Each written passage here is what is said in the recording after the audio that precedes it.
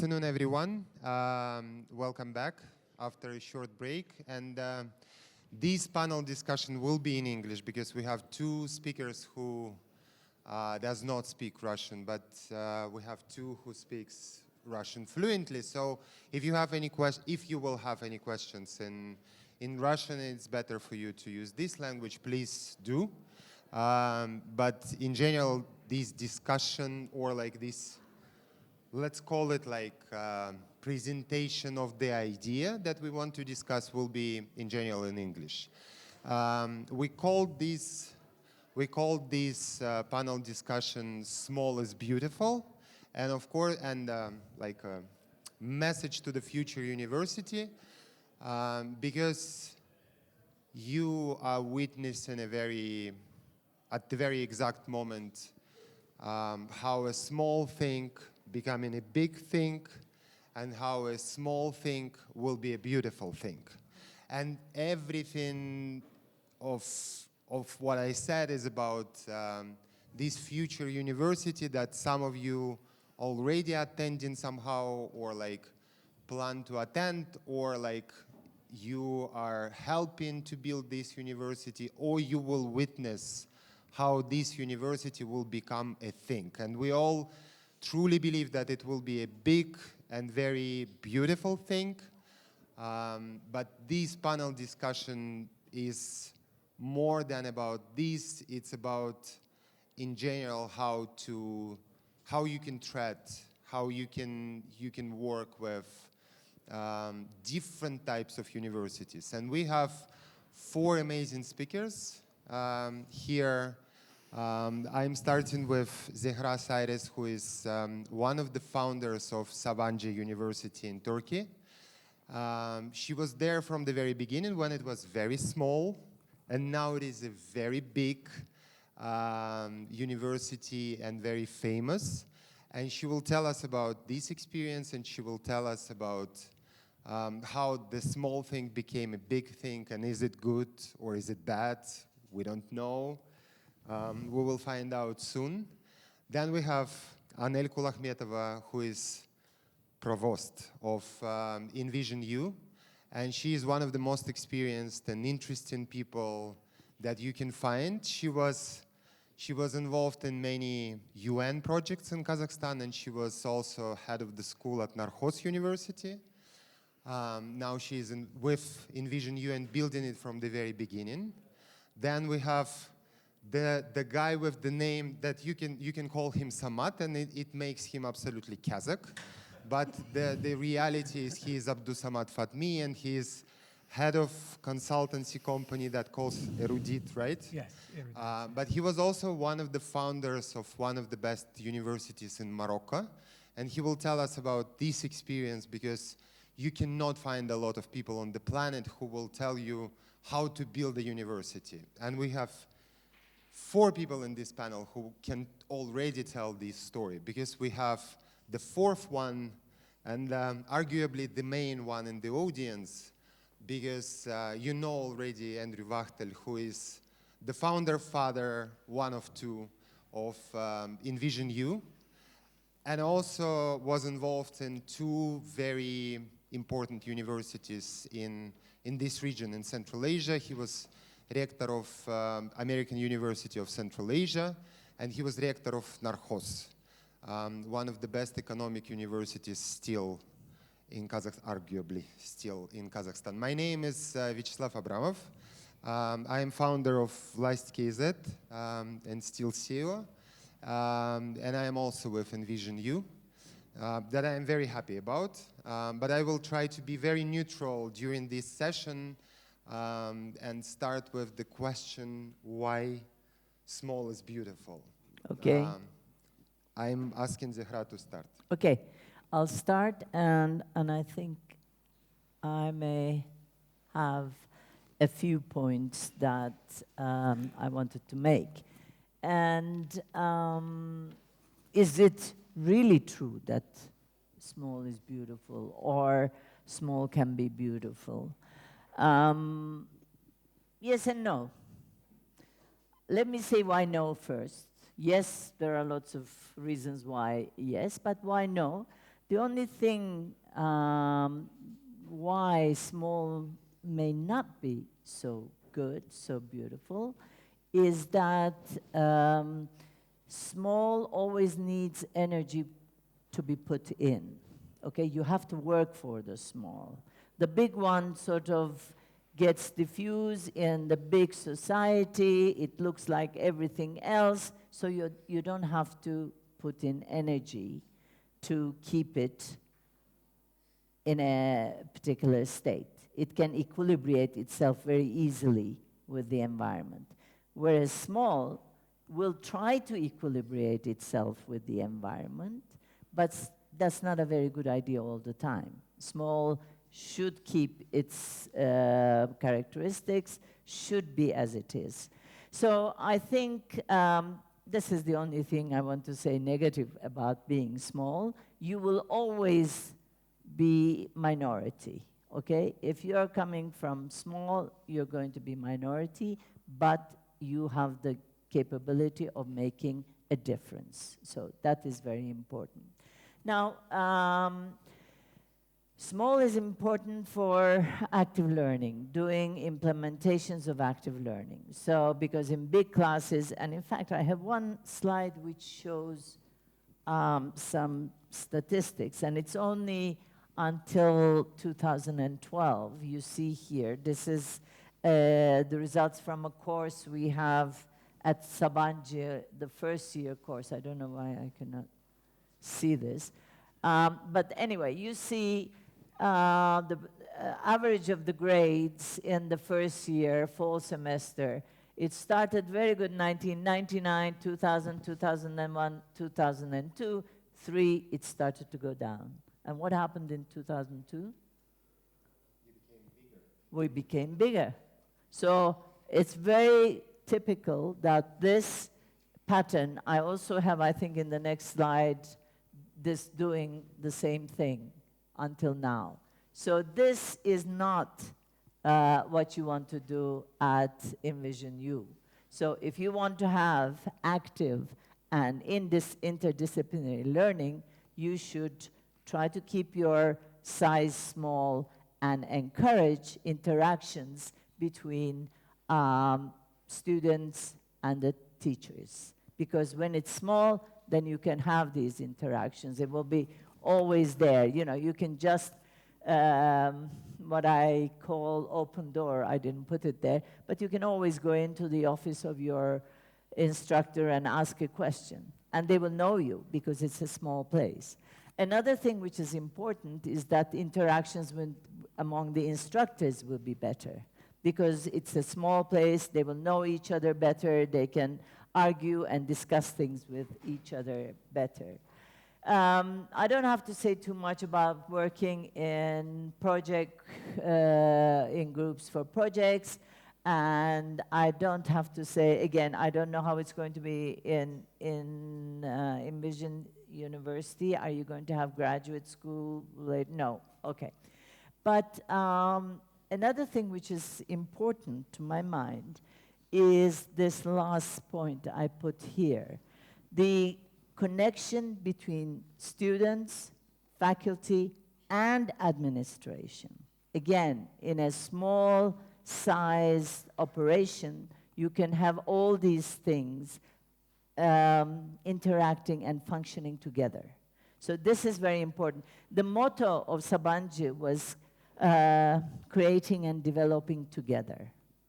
You can do that. I mean, I prepared some of my lectures together with my students because I gave them something, they didn't like it, or they came up with questions, so I could work with them and develop the best for them together with them.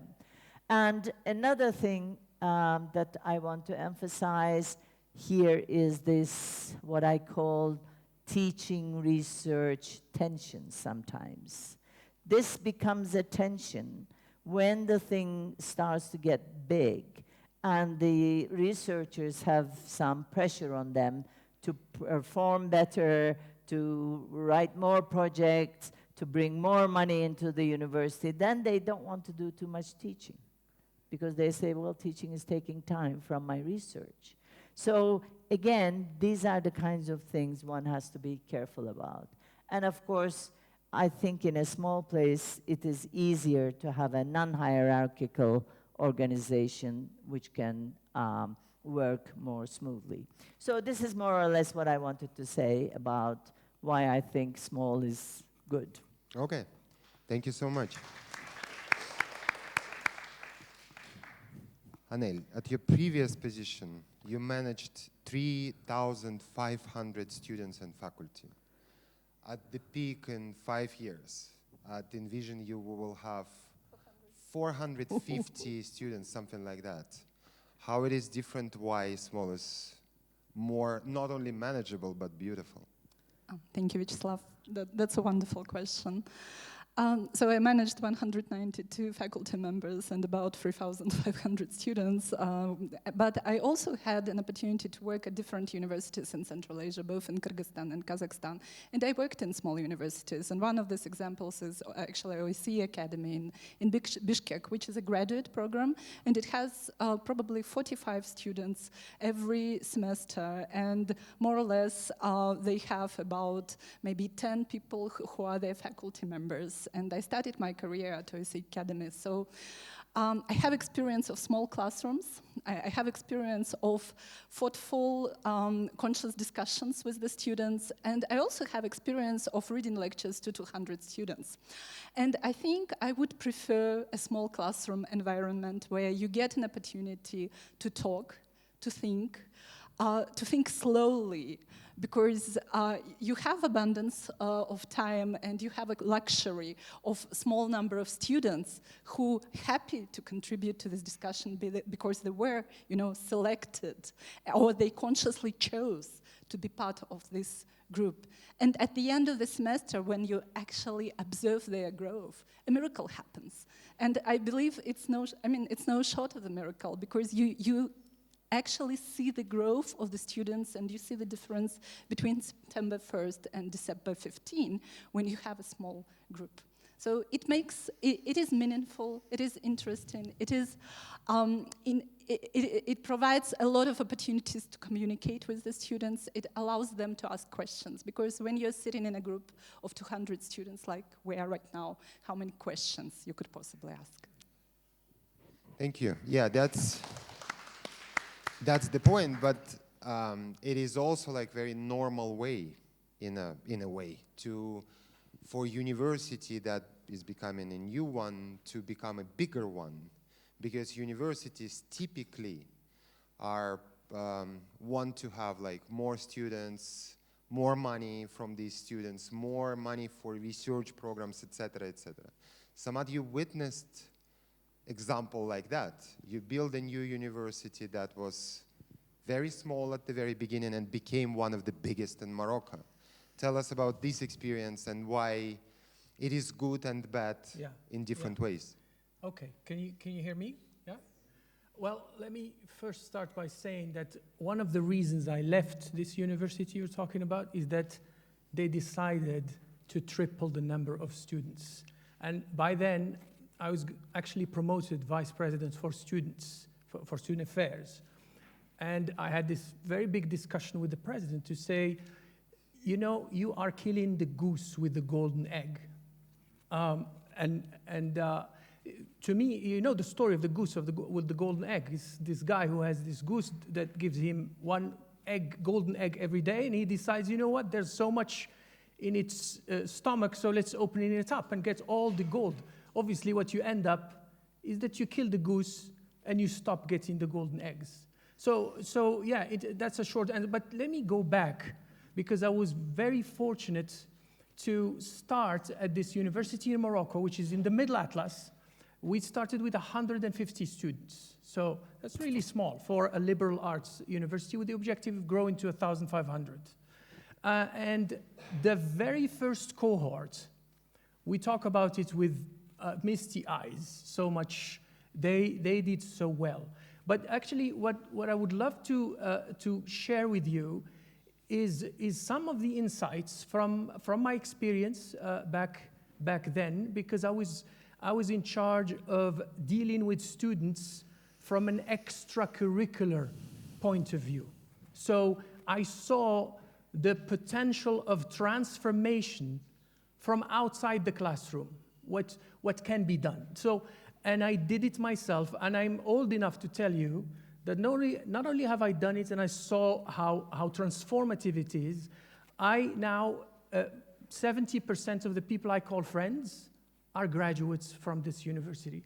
And some of them have succeeded so well in their career. And you see, so not only can you measure, it's right there. I mean, after 20 years, 25 years, you can see. What you can also see is the transformation that, just like you said, that happens from September 1st to, well, let's say the following year. The parents, when they come, they're like, this is not my kid. You know, so much they have changed. Now, I have a presentation, but I think it's pointless to show it. So let me just, because what I'm going to share with you comes from experience, okay? It's backed up by a lot of theory. I'm not going to bother you. There are many theories about what we call student development theories, Chickering, 7 vectors of student development, Tinto's model, so many other models, you can research them. But the bottom line is that this is something that is engineered, and universities need to actually be very intent on that. A big part of the responsibility lies on the shoulder of the professors of the university to actually actively incite, and what I call it is the unlocking of the student potential, okay? And the students also have a big role to play in helping them. What I call it actually is how universities become architects of the purpose. What I mean is that every student has a huge load of potential, and it's the university's role to help them unlock that potential. And that potential can be unlocked in a designed fashion by the university. And this is my main focus here. I'm not saying this is the only way, but I'm just going to talk about one of the effective ways I have seen is the extracurricular and co-curricular activities. That means everything that happens outside of the classroom. Because you're not just there to go study math and physics, and you're also there to actually build the community, to be part of the community, and to discover yourselves. Now, how do you do that is the question. Now, how do you do that? It's actually by having an institution that offers you the framework. And this framework starts from the professors, and God knows, yesterday we talked about with the professors, you have some of the most amazing professors. They exude passion, because this job needs passion. If you're not passionate about it, don't do it, you're gonna suck at it. And I think you have a group of extremely passionate professors. Now, and I think part of what you need to do, guys, is to ask yourselves, what am I interested in? And actually actively build clubs, organizations. Obviously, the institution needs to support. I think the professors need to support by acting as your mentors. Because this is, and when I think about the benefits, there are multiple. Let me tell you, just give you a few benefits so that we get to the final results. Maybe that's going to give you a taste. So the first thing is that, and I consider it the first key, is that you unlock your trust in yourself, self-confidence. Because I know at this age, students are not, you know, this is the professor, or this is the dean, or what am I? When the university gives that voice, and I love what you said, because it's about a conversation. It's about co-creation. It's about giving the word to the students, saying, hey, this is the program, and these are our values and objectives. What do you think? Oh, you mean I can tell you? Yes, you can, and maybe you can teach me. Because university is a two-way street. So we learn from students as much as they learn from us. Maybe we learn even more. Now, so first, self-confidence. Once you gain that self-confidence, then you start developing the interpersonal. You become good communicator. You know how to deal. You know how to negotiate. But you don't learn that in a classroom. You learn it in real-life situations by managing real problems. And it's better for that problem to be your passion, to be what you care about, okay? And it's okay if you change perspective. So finally, let me tell you, especially that this inVision U is all about breeding future leaders and future entrepreneurs. I love it. I think this project, I loved it so much because it ticks so many boxes in this AI age. Because what I'm telling you about things that AI cannot replace, okay? So it may replace some other aspects of education that we definitely need to change, but these aspects of the interpersonal relationships, of building your personality, building your confidence, becoming a leader, that can be engineered, even for those who think, I am too shy, I don't, no, trust me, you can get there. It's a process. And the university's role is to provide you with the framework to get there. Last, and I'm gonna, because if you don't stop me, I'm not gonna stop. But let me tell you one thing, just a sneak peek about the future. You know, as future entrepreneurs, most of the investors and the VCs, the venture capitalists, you know who they want to invest in? Not necessarily the most brilliant idea, but they want to invest in friends. In friends. Why? Because they think, okay, today you may have a great idea, but you may change it. And if you change it, you're still going to stick together because you're friends. You know? You're a community. You know each other. You can cooperate. So part of what this journey, university journey, makes is that it builds friendships. It builds a community. It builds a sense of belonging. And it builds a sense of purpose. Purpose, okay? And so that's what I mean, that you have a head start. When you present your future projects, I imagine in 4 years' time, the VCs are going to probably bid in you because they will see, oh my God, there are dynamics. These guys are not going to quit on each other because they have such strong bonds. In any case, I will need to stop because because we also have Andrew who is very interesting, and I want to like formally ask you, but you know the question, like you have a visionary and soon billionaire who is driving very good company, who moved to Kazakhstan several years ago and became a Kazakh citizen, which I do believe is a luck for the country, and who decided to share with you an idea of building a university. And you had this idea in mind forever. And you built several universities in the region. Different way, but anyway. So he's coming to you with this idea, and you have an idea of university, and you combining it.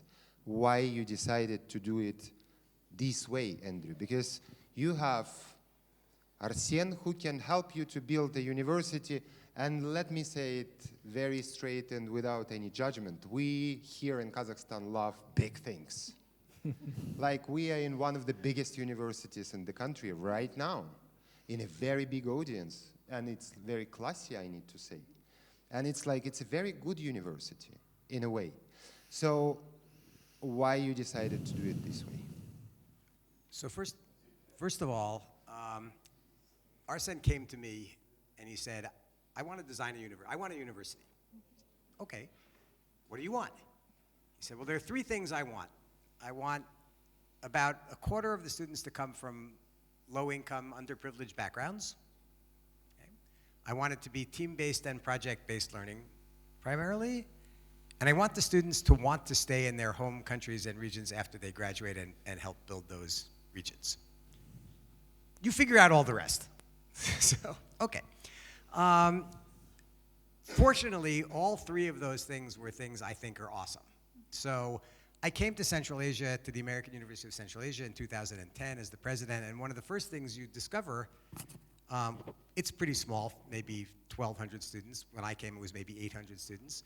So one of the things you discover is every single first-year student, if you ask them, what's your goal, they said, get the hell out of Kyrgyzstan.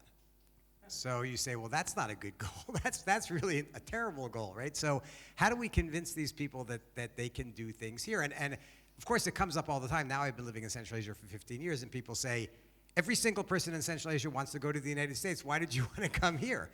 And I say, because there's lots of things you can do here that you can't do in the United States. It's just not possible to start your own university in the United States. Forget about it. I mean, the amount of money you would need and the amount of support you would need and the competition you would have just makes it completely impossible. So there's lots of things it turns out you can do in places like Kazakhstan that you can't do in the US.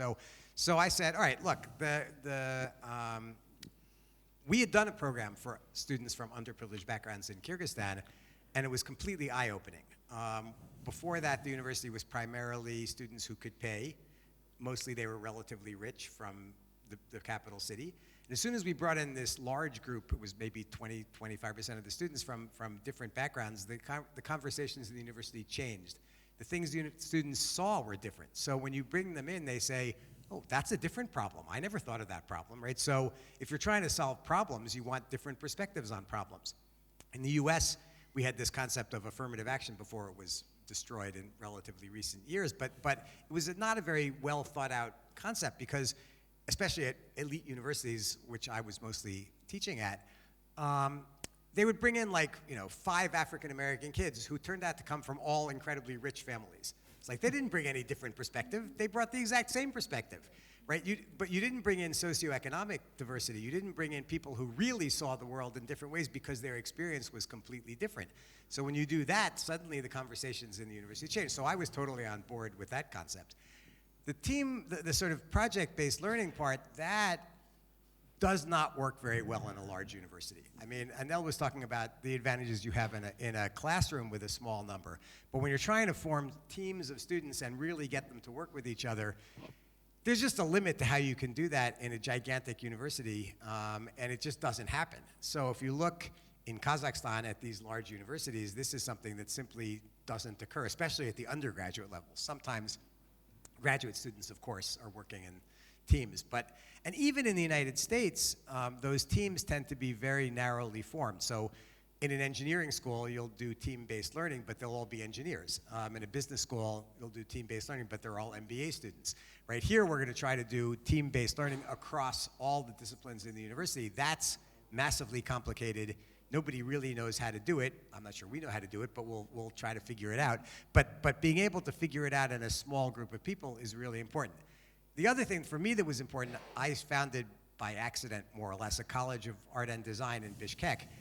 And there, for the first time, I was dealing with students who were actually making things with their hands and doing things, and that's an eye-opening experience from a person who comes exclusively from a university background. So we say, they did a 4-year degree in political science. What the hell do they know? I don't know what they know. You say they did a 2-year degree in interior design. I know exactly what they know. I say, here, I'm going to give you a piece of paper or a computer screen with a 90 square meter apartment. Do the design. It's like, can you do it? Yeah, okay, good. You know what you need to know. Go work, right? So that model of thinking about education, which is totally unusual for universities, because I had this experience of working in a really small college, which has 250 students, has become natural. And I do want to say one thing about AI, because we are talking about AI. So I never wanted to be part of a small liberal arts college in the United States. I never had anything to do with those places. And the main reason I never wanted to is because I always thought I would get bored because they didn't have enough variety of things I was interested in. The great thing now about LLMs is they can make up for that narrowness by having the ability to ask what your faculty members don't know, right? So suddenly you become interested in something, you're at some small college, there's nobody to ask, but now there's somebody to ask. Well, maybe it's not a somebody, but actually, Stefan always calls them by human names, so I think that's a good thing. That, there's somebody to ask out there who can satisfy your curiosity about the things that the faculty can't do, which I always thought was a big problem at a small place, but I think now technology allows a small place to be a big place, and that's a huge advantage. So to me, you know, I never really wanted to be part of those kinds of places, but now I want to create one that will really work for a relatively small number of students and show how a new kind of education can exist beyond this massified knowledge factory, or what did you call them? Usine de chômage. De chômage. So factories of unemployment, which is what these big universities tend to be.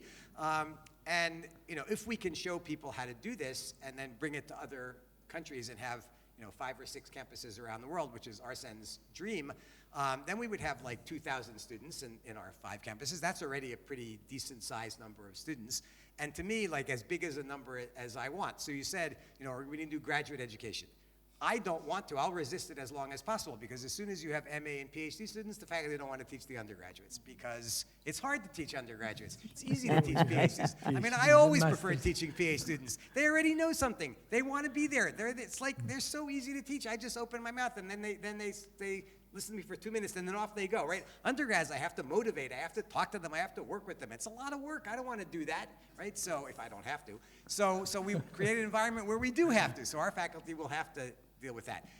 Is it easier to teach a lot of students? Well, in a way it is, because you don't actually have to work that hard. Most of them don't want very much. So with a small group, they want something, right? I remember a friend of mine was teaching at Williams College, and she said, this is awesome. They come on your door, they knock on your door at 10 o'clock tonight to talk about Dostoevsky. I said, if a student does that to me, I'll kill them. I don't want to do it. But that is what you have to be willing to do at a small place successfully. So I think in the world where it's going to be much more boutique choices about life and boutique choices about working with people, this small model is massively better than a large model.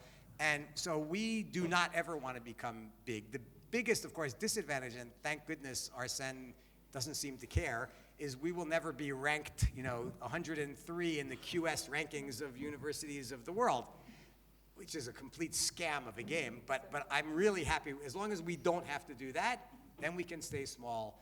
We can take this amazing group of students that we already see. We have some amazing ones. We'll bring some more amazing ones in. And we'll be able to do some incredible things with them and show this proof of concept that, yes, this kind of small university with a very focused philosophy and a kind of desire to have students learn to work together across their various disciplinary fields, which we still believe they should know something about, can produce results that will be completely amazing. So that's our goal. This was a little advertisement, by the way, for this, But for it this great was project. very close I mean, to we that. can't have a whole day-long conference that's an advertisement, but a little tiny advertisement is good. That's okay. So there yeah. we are.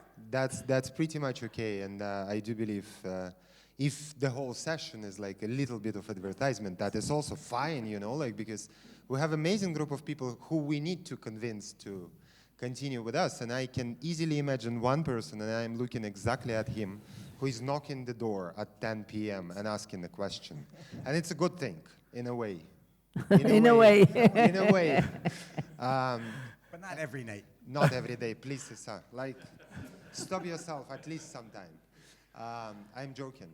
We will not give you an address, like any of us, for sure. So, I have, before we will open the floor for questions, and I hope you have questions for this amazing group of people, I want to ask them to do this small exercise for and 1 minute answer. And Andrew started just now because he said what this university, what inVision U will look like in a few years. And we have this amazing guy whose name is Arsen Tomsky, who loves to say something like, and in 40 years we will be this and that. And I'm every single time amazed by the person who is ready to talk about something that will happen in 40 years. Because we are here in Central Asia and we not really get used to such things, to think about decades to the future, but it's a good thing and it's a very good exercise. So I want you, as part of this university in different ways, some of you are building it as a team members, some of you are board members.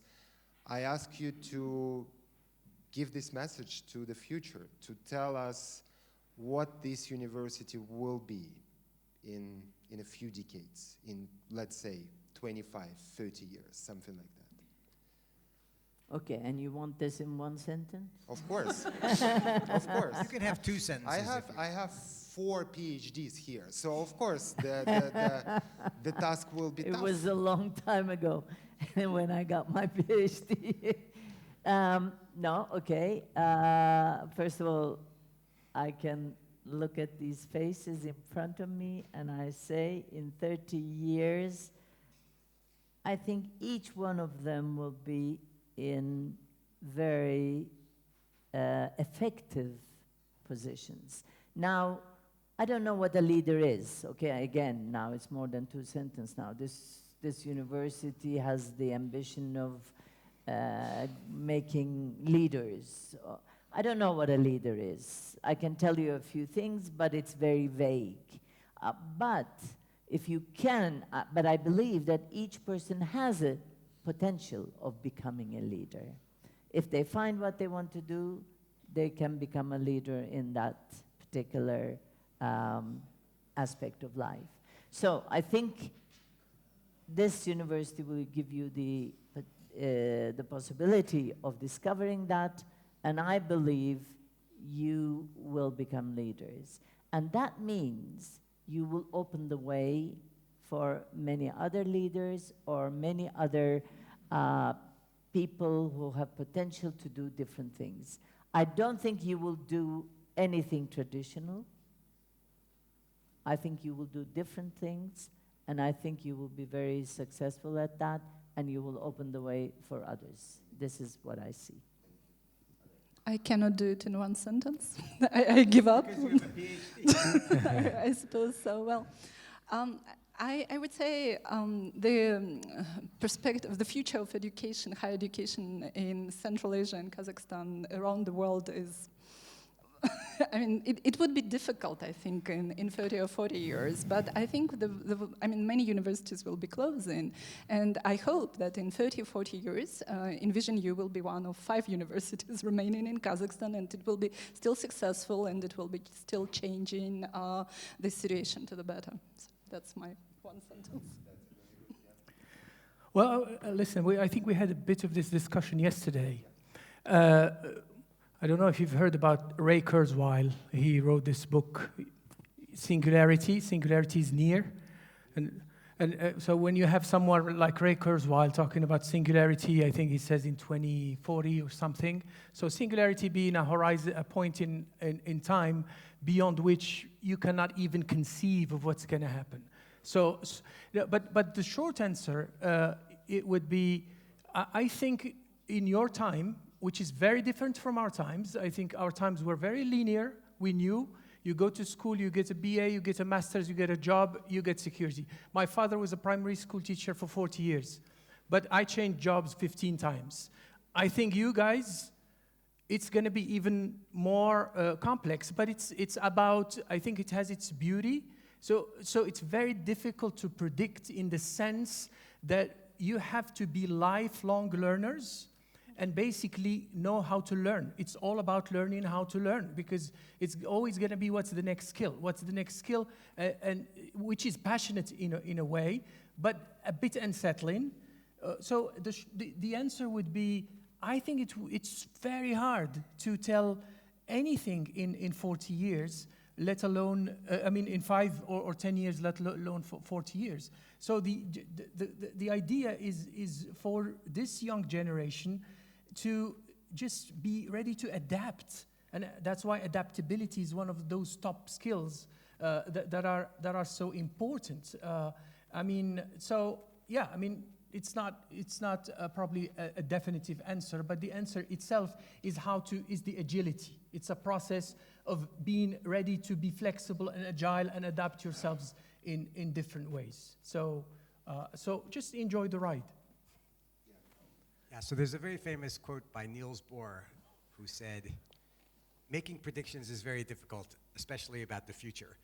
So in any case, there's one interesting thing about moving to Central Asia. So the Central Asians, of course, historically are nomads, or at least the Kazakhs and Kyrgyz are.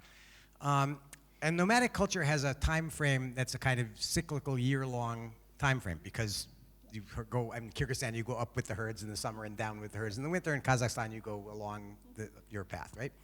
So the time horizon is generally 1 year for a nomadic culture. In Morocco, people plant olive trees. You know how long it takes to get the first harvest from an olive tree? 15 years. That's a different time horizon, right? So a university is more like planting an olive tree than it is like being a nomad. And so I'm very happy that we can be trying to plant olive trees, and we'll see whether anybody wants the olives in 15 years. We don't know whether they want them, but we're having the self-confidence to plant some olive trees and hoping that somehow olives, in whatever form, will still be desirable. And here are olives sitting in the audience. So, you know, maybe you'll turn into oil, maybe you'll turn into olives, maybe you'll turn into wood for bowls. I don't know, but somehow we think olives will still be useful in 15 years or 30 years. So it's not a Central Asian time frame for this purpose. Beautiful. I wanted to add something because we saw at Sabancı the olive tree, okay? Sabancı started how many years ago? The first students came in 1990. 1999. So we saw our first graduates. I know what a first cohort looks like, and I know what can come out of them. And I think there's going to be a lot of good things coming out of them. And yesterday, just one more sentence. I made the analogy. I used to say our first students at Sabancı were like the gold diggers that went from east to west to California on their horses, not knowing what was waiting for them. But they had the courage, they had the self-confidence to go there and dig. Some of them found gold, some of them did other things. So they were flexible enough. They had, the most important thing is, they had the courage to try something new. And all you people have the courage to try something new. And I hope the next generation of inVision students will look at you, so it will not be so much unknown for them.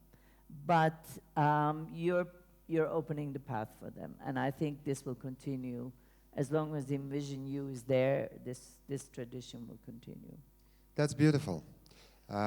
Thank you so much for this answer and thank you all so much for this discussion. Yeah, Andrew. So before we end this session and before we begin the last session of the day, there's a moment in Yevgeny Onegin where I think it's in book 4. Suddenly the introduction appears. So we never did the introduction to this conference in the normal way we were expecting to because the minister couldn't come and whatever. So we didn't thank various people who needed to be thanked. So quickly, let me do the introduction and say, first of all, I want to thank our partner, Satpayev University, for being willing to work with us and allowing us to make this project work. Obviously, we want to thank Arsen. He's been thanked, but we'll thank him again because he's the person behind the whole project, both in terms of ideas and in terms of money, which are two very important things. And then I also want to thank my team from inVision U, particularly Nastya, who seems to have disappeared, but Nastya does everything, and she was here, but she was there. I don't know. Anyway, Nastya does everything, so thank you, Nastya. And then Yerkejan, who's here somewhere, I think, over there. Yes, hi, Yerkejan, who did a lot of the logistics for everything, and Kanat, who did some of the public relations for everything. So thanks to the InDrive team and my colleagues on the faculty, and Janeliev, who organized all the logistics for people coming here. So yes, so thanks to the whole team for doing all of that.